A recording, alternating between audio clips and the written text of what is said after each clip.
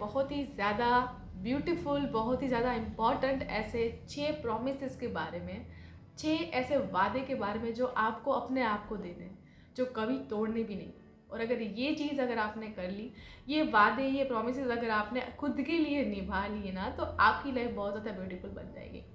तो जो सबसे पहला प्रॉमिस है जो आपको खुद को करना है, वो ये है कि आपको हर एक सिचुएशन में रिएक्ट नहीं करना है और ना ही हर वक्त आपको इमोशनल बन के रहना है।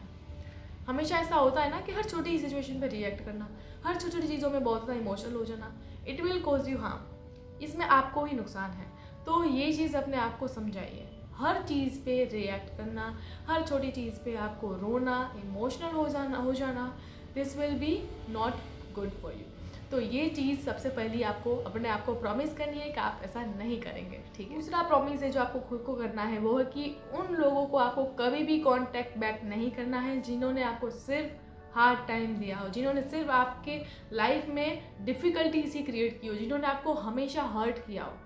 वो इंसान, वो जो भी है, उनको आपको बार बार या कांटेक्ट बैक नहीं करना है।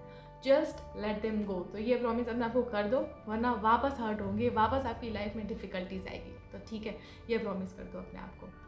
अब जो तीसरा प्रॉमिस है वो ये है कि किसी को भी हर्ट मत करो अपने खुद के सेल्फिश, अपने ओन रीज़न से। कई बार ऐसा होता है कि अनजाने में हम अपने खुद के कोई ऐसे रीज़न के लिए, अपने खुद की कोई ऐसी चीज़ के लिए दूसरों को हर्ट कर बैठते हैं, दूसरों की परवाह नहीं करते, दूसरों को नहीं सोचते। तो ये आपको कभी नहीं करना है। तो ये चीज़ भी अपने आप को प्रॉमिस कर दो कि आप कभी भी अपने खुद के ओन किसी भी सेल्फिश रीज़न के लिए किसी को भी हर्ट नहीं करेंगे, है ना। उसके बाद जो चौथा प्रॉमिस आपको खुद को करना है वो ये है कि कभी भी आपको लॉनलीनेस में या पास्ट को ओवरकम करने में किसी के साथ रिलेशनशिप में नहीं आना है। कई बार ऐसा होता है ना कि लोनलीनेस को सिर्फ ओवरकम करने में, अगर आप अकेले हो तो जस्ट बी इट। मतलब कि अगर आप अकेले हो तो आप उसको भी प्रैक्टिस करना सीखो कि खुद की लाइफ को, खुद की कंपनी को एंजॉय करना सीखो। तो अगर लोनलीनेस में या अपने पास्ट को भूलने के लिए किसी और इंसान का अगर आप यूज़ कर रहे हो इस तरह से कि आप उनके साथ रिलेशनशिप में आ रहे हो, यस, ये एक तरह का यूज़ ही हुआ ना कि आप किसी अनदर पर्सन का यूज़ कर रहे हो। तो ये कभी मत करना। ये आप दोनों के लिए बहुत ज़्यादा नुकसानदेह है। उस इंसान को भी बहुत ज़्यादा तकलीफ होगी, आपको भी होगी। तो ये चीज़ कभी नहीं करनी है। ऐसी सिचुएशन में किसी के साथ रिलेशनशिप में नहीं आना चाहिए, ठीक है।